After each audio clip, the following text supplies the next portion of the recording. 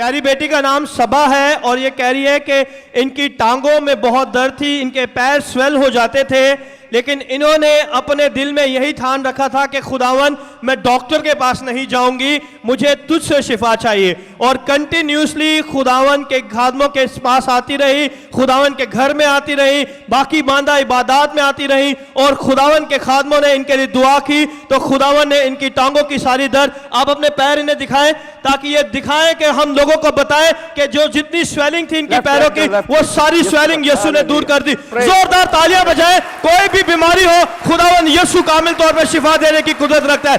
जोरदार तालियां बजाएं। अगर ताली बजानी है तो यीशु के लिए ताली बजाएं। किसी इंसान ने कोई काम नहीं किया, ये खुदावन यीशु है जिसने आपकी जिंदगी में मौजूद किए।